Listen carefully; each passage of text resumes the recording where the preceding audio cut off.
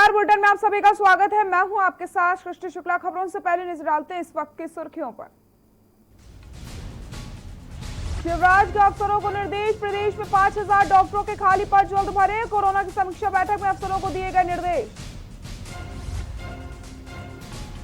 मध्य प्रदेश विधानसभा सत्र अनिश्चितकालीन के लिए स्थगित। मुख्यमंत्री समेत सभी सदस्यों को जांच के बाद एंट्री मिली। विरोध के बीच 5 बिल पारित। किसान बिल को लेकर के बयानबाजी का दौर। कमलनाथ ने कहा शिवराज सरकार किसानों के साथ या उनके विरोध में। रतलाम में धारदार हथियार से हमला कर युवक की हत्या। दिन दहाड़े हत्या से इलाके में सनसनी। शहर के जावा फाटा के पास की पूरी घटना। मध्य प्रदेश में कोरोना का कहर जारी। प्रदेश में 37 नई मौतों के साथ कुल कोविड मृतकों की संख्या 2000 के पार। 22,542 एक्टिव केस। आसमान पहुंचे सब्जियों के दाम। आलू, टमाटर व प्याज के भाव 2 गुने। घरों का बिगड़ा बजट। आप देख रहे हैं के न्यूज, खबरों का सारथी। रुक करते हैं खबरों का। नई तहसीलदार की कार्यप्रणाली को लेकर के आम जनता में काफी गुस्सा देखने को मिल रहा है। तहसीलदार की मनमर्जी और लापरवाही के कारण तहसील के कार्य भी प्रभावित हो रहे हैं। आपको बताते चले, नए तहसीलदार को छिंदवाड़ा से मोखेड़ भेजा गया। उनके आने के बाद से ही विवाद बढ़ गया है। तहसील में लोग बगैर मास्क लगाए घूमते नजर आते हैं। तहसीलदार पर कांग्रेस पार्टी के इशारों पर काम करने का आरोप लगाए जा रहे हैं।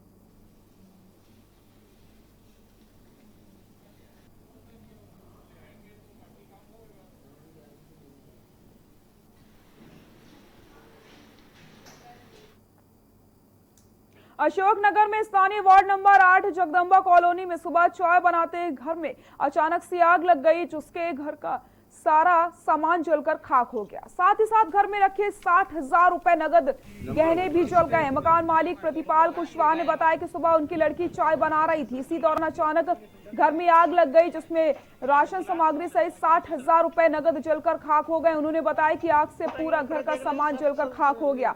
घटना की खबर लगते ही पूर्व विधायक जजपाल सिंह जज्जी तत्काल प्रशासनिक अधिकारियों को साथ लेकर मौके पर पहुंचते हैं, जहां उसे 2,000 रुपए की नगद आर्थिक सहायता की जाती है और राशन सामग्री उपलब्ध करवाई जाती है। साथ ही साथ कलेक्टर ने आग्रह करके राशि स्वीकृत करवाने का निवेदन किया है।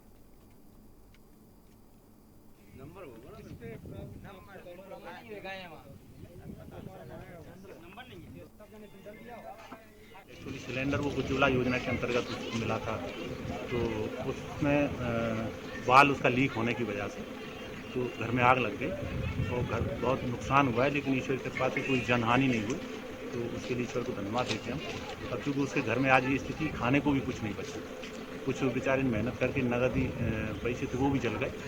तो हमने अनुरोध किया है पुलिस इंस्पेक्टर साहब ने, तो उनको राशन पानी की व्यवस्था करा रहे हैं। तहसीलदार साहब हैं, जो भी कानूनी प्रक्रिया के तहत जो भी प्रकरण बन के जाएगा शासन को जो वहाँ से मदद मिल सके उसकी कोशिश करेंगे।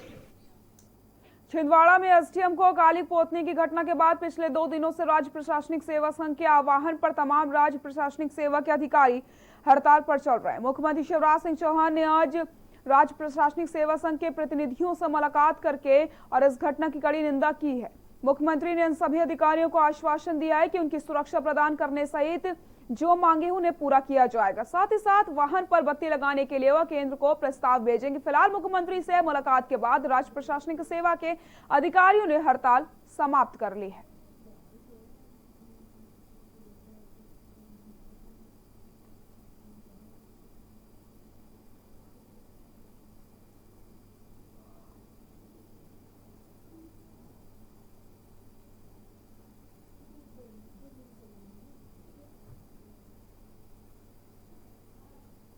जी, हमने जो सुरक्षा को लेकर जो हड़ताल रखी थी उस पर माननीय मुख्यमंत्री जी ने हमें गंभीरतापूर्वक सुना और जो हमारी मांगे थी उसमें उन्होंने आश्वासन दिया है कि उसका शीघ्र ही निराकरण किया जाएगा। सर्वप्रथम जो हमारी मांग थी सुरक्षा को लेकर एक चाका गार्ड एग्जीक्यूटिव मजिस्ट्रेट्स और एसडीएम्स को प्रदाय किया जाए। उन्होंने इस मांग को पूरा करने के लिए आश्वासन दिया है।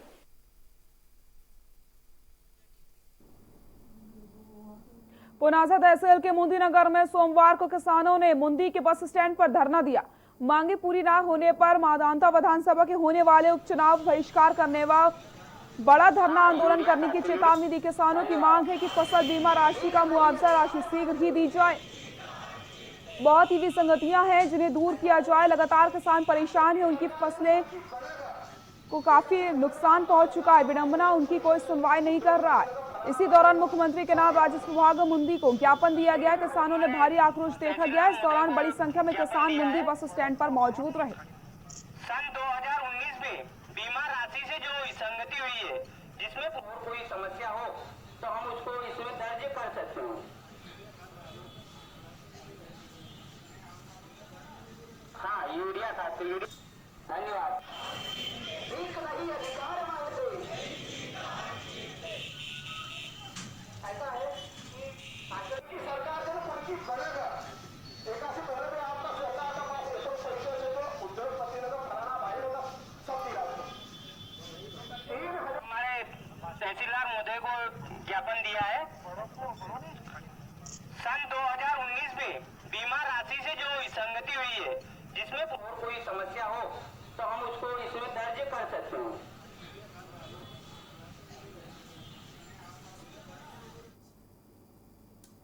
मध्य प्रदेश में होने वाले विधानसभा उपचुनाव में कांग्रेस ज्योतिरादित्य सिंधिया के करीबी रहे सचिन पायलट को चुनाव प्रचार में उतारने की तैयारी में है।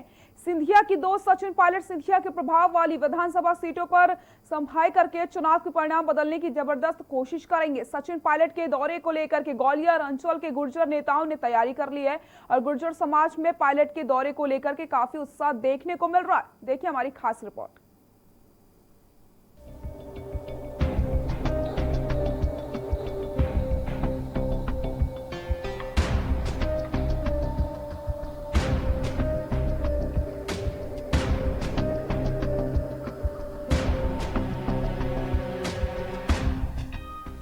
मध्य प्रदेश में होने वाले विधानसभा उपचुनाव सियासी तौर पर कांग्रेस के पूर्व नेता और वर्तमान में भाजपा सांसद ज्योतिरादित्य सिंधिया के लिए सबसे अहम माना जा रहा है।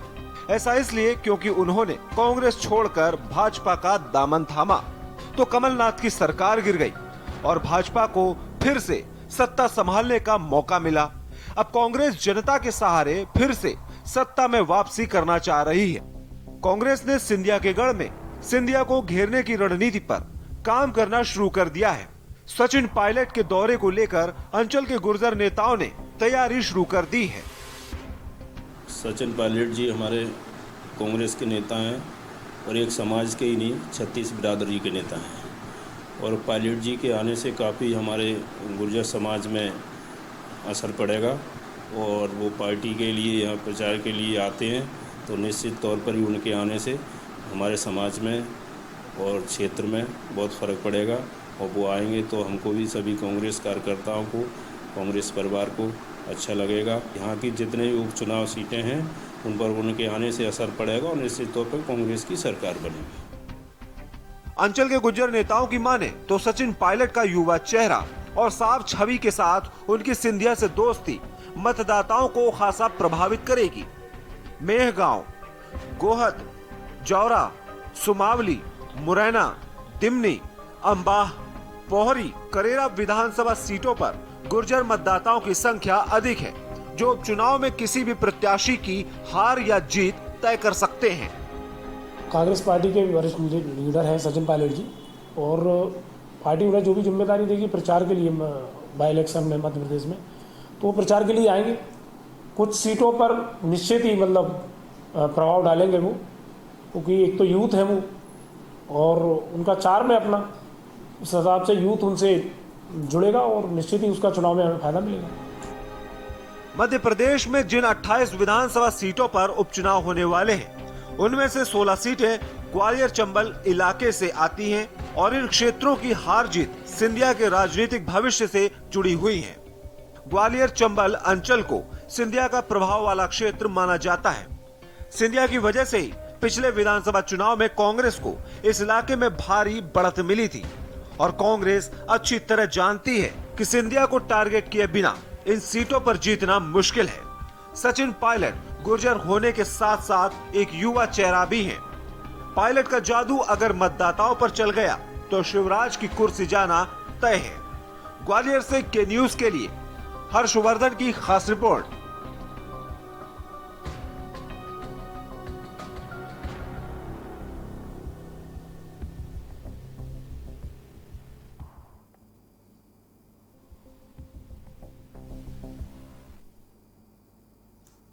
खबर मुरैना से, जहां पर रेत से भरी ट्रैक्टर ट्रॉली के नीचे आने से 5 वर्षीय बालक की मौत हो जाती है। बता दें आपको, बस स्टैंड पर परिजन ई रिक्शा से उतर रहे थे, तभी बच्चा पहले उतर करके सड़क की तरफ भागने लगा, जिसके बाद बच्चा दूसरी तरफ से तेज गति से आ रही ट्रैक्टर ट्रॉली की चपेट में आ गया और उसकी मौके पर ही दर्दनाक मौत हो गई। वहीं बाद में आसपास के लोगों ने ट्रैक्टर चालक को पकड़ लिया और हंगामा शुरू कर दिया।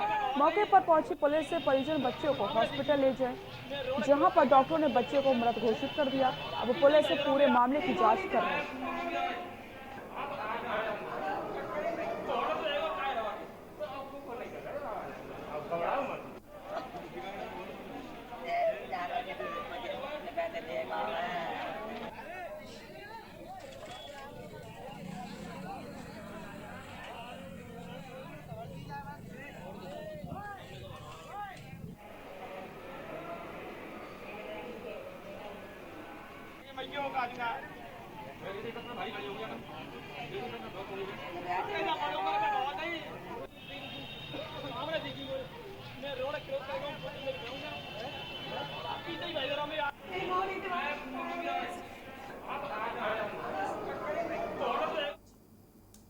अतिवृष्टि, ओलावृष्टि, सूखा, बाढ़ और आंधी जैसी प्राकृतिक आपदा से फसलों को होने वाले नुकसान से राहत देने के लिए प्रधानमंत्री नरेंद्र मोदी ने 13 जनवरी 2016 को प्रधानमंत्री फसल बीमा योजना शुरू की थी। मगर किसानों के लिए मध्य प्रदेश में एक बार फिर से मजाक बनकर सामने आया है, जहां पर बीमा राशि के नाम पर 7 रुपए से लेकर 100 रुपए तक मिले हैं। क्या कुछ है पूरा मामला, आपको दिखाते हैं।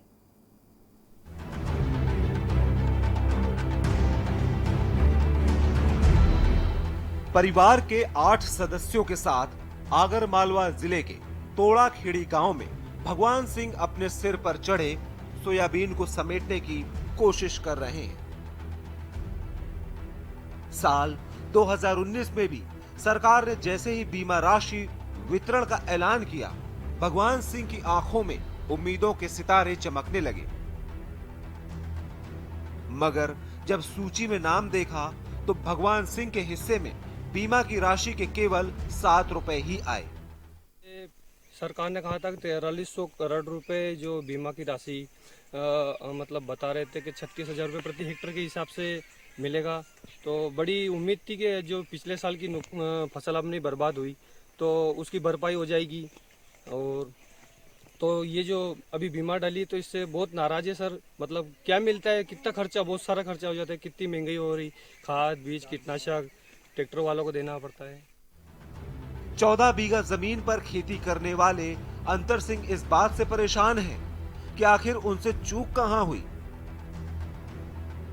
बीमा प्रीमियम की राशि भी पूरी जमा की, खेती में नुकसान भी भरपूर हुआ। 2 लाख रुपए का बैंक और सहकारी कर्ज भी सर पर है। और तो और पटवारी ने सर्वे भी किया, लेकिन बीमा की राशि मिली कुल 18 रुपए। देखिए सर, जो प्रीमियम जो हमने जमा किया था बैंक में 1100 रुपये के समथिंग प्रीमियम जमा किया था और 18 रुपये बीमा आया है। तो उसमें क्या होगा, जैसे कि घर में अभी सोयाबीन कटवाने का खर्चा है, फिर काढ़ाने का खर्चा है, वो बेड़ा करने का खर्चा है, खाद का है, बीज का है, 1000 रुपये बीघा सब कटाई लगती है हमारी। और मशीन में निकलवाई 900 रुपये घंटा लगता है। तो इसमें मतलब क्या पूर्ति होएगा। हमारा विचार था कि अभी बीमा आएगा तो इसमें हमारा ये ऊपरी खर्चा निपट जाएगा, तो आगे की फसल की जो व्यवस्था है वो हो जाती है इसमें साहब।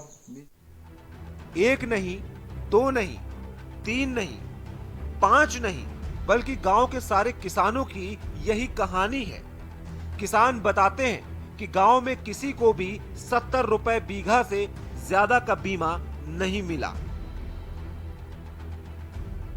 जबकि आसपास के गांव में किसानों को भरपूर राशि मिली।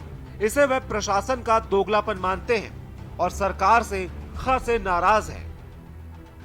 प्रदेश के मुखिया शिवराज सिंह चौहान किसानों को मिली नाम मात्र की बीमा राशि से संतुष्ट नहीं है। सरकार ने बीमा कंपनियों को राशि का फिर से निर्धारण करने के निर्देश दिए हैं।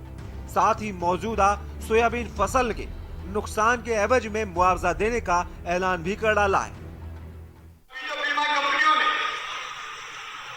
क्या की राशि स्वीकृत की है, उस राशि से हम संतुष्ट नहीं है। मैंने जांच करने के फिर से निर्देश दिए, अभी राशि बढ़ने से रोकी है। मैंने एक बार फिर से उसकी जांच पड़ताल करवाएंगे। आने वाले दिनों में प्रदेश की 28 विधानसभा सीटों पर उपचुनाव होना है। ऐसे में किसानों के मामले को लेकर दोनों प्रमुख दल कोई मौका नहीं छोड़ना चाहते हैं। मोदी सरकार के कृषि संबंधी विधायकों का हालांकि मध्य प्रदेश पर कोई असर नहीं दिखाई दे रहा है, खासकर न पक्ष में और न ही विपक्ष में।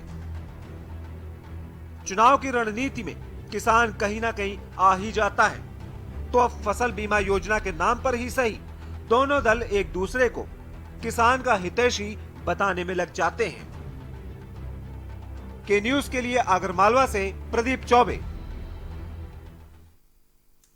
मंदसौर मध्य प्रदेश में नकली घी, नकली तेल एवं अन्य नकली वस्तुओं को बेचने वालों के खिलाफ जिला प्रशासन एवं पुलिस प्रशासन के द्वारा कार्रवाई की जा रही है। शहर के थाना प्रभारी गोपाल सूर्यवंशी को मिली जानकारी के मुताबिक धान मंडी क्षेत्र में नकली तेल और नकली घी बरामद किया गया, जिसे भोपाल जांच के लिए भेजा गया। जांच आने के बाद ही आगे की कार्रवाई की जा सकती है। मंदसौर मध्य प्रदेश के मुख्यमंत्री शिवराज सिंह चौहान के निर्देश अनुसार पूरे मध्य प्रदेश में नकली खाद्य सामग्री बेचने वालों के खिलाफ ठोस कार्रवाई के लिए मध्य प्रदेश के सभी जिला कलेक्टर एवं जिला पुलिस अधीक्षकों और खाद्य आपूर्ति एवं खाद्य अधिकारी को निर्देशित किया गया है।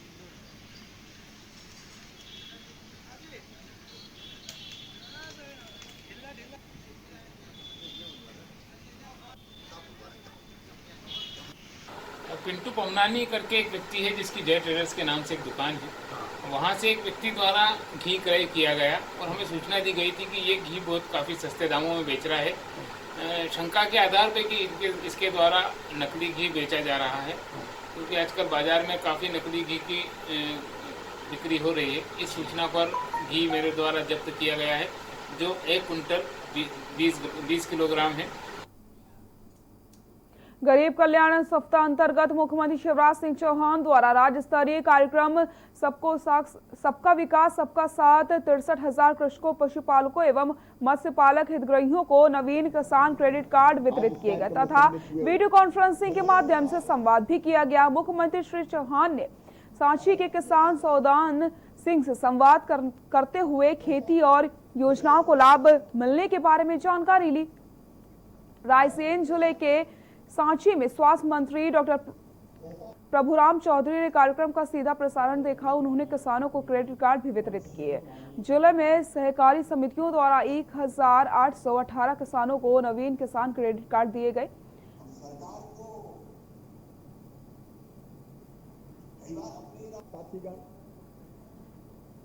लाखों की संख्या में आज इस कार्यक्रम में सम्मिलित हुए। पंधाना में केंद्र सरकार एवं मध्य प्रदेश शासन के खिलाफ कांग्रेस ने मोर्चा खोला और सरकार के किसान एवं कर्मचारी विरोधी नीतियों के विरोध में एसडीएम को ज्ञापन सौंपा है। कांग्रेस नेत्री एवं महिला कांग्रेस प्रदेश महासचिव श्रीमती छाया मोरे ने कार्यक्रम को संबोधित करते हुए केंद्र एवं मध्य प्रदेश सरकार के किसान एवं कर्मचारी विरोधी नीतियों के विरोध में रोष जताया एवं ज्ञापन में उल्लेखित 7 मांगों के निराकरण की मांग महामहिम राज्यपाल से करी है। इस मौके पर कार्यक्रम में सैकड़ों कांग्रेसी मौजूद रहे।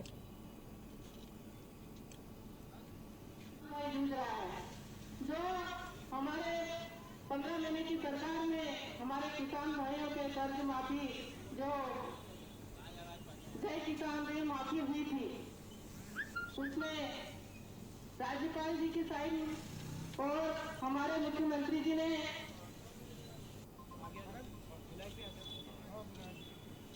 आज जो अपने महामहिम राष्ट्रपति महामहिम राज्यपाल के नाम से ज्ञापन दिया है, जिस तरीके से किसान हमारे भाइयों के साथ में जो आज प्रधानमंत्री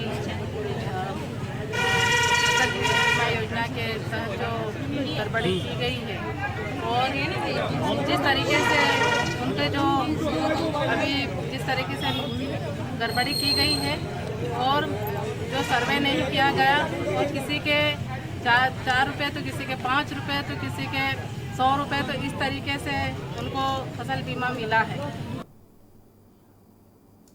छिंदवाड़ा जिले की मोखेड़ तहसील में अव्यवस्थाओं के चलते बिजली बंद होने पर अंधेरा छा जाता है। बिजली बंद होने से तहसील कार्यालय में सभी कामकाज ठप होने पर यहां आने वाली जनता को अपने कामों को लेकर के बेहद परेशान होना पड़ता है। इस मामले को लेकर के न्यूज टीम ने मोखेड़ तहसील कार्यालय पहुंची, जहां पर 2 बजे बिजली बंद होने से पूरे तहसील कार्यालय में अंधेरा छा गया। वहीं तहसील कार्यालय में सौंसार एसडीएम कुमार सत्यम कोट लेकर के गया। अचानक बिजली बंद होने के बाद भी पेशी नहीं हो पाई। वहीं बिजली बंद होने से कई ऑनलाइन और कंप्यूटर कार्य ठप पड़े हुए। वहीं कोविड-19 दफ्तर समेत अन्य कुछ दफ्तर में ही बैठे अधिकारी कर्मचारी मोबाइल टॉर्च जलाकर काम कर रहे हैं। इस तरह तहसील कार्यालय में बिजली बंद होने पर इन्वर्टर अन्य बिजली की सुविधा न होने पर मौजूद कर्मचारियों की चर्चा बिगड़ जाती है, जिन्होंने बताया है कि इन्वर्टर और जनरेटर तो है लेकिन वर्षों से बंद पड़े हुए हैं। बिजली बंद होने पर इतनी बड़ी तहसील में कोई सुविधा नहीं होती है, जिससे लोगों को काफी परेशानियों का सामना करना पड़ता है।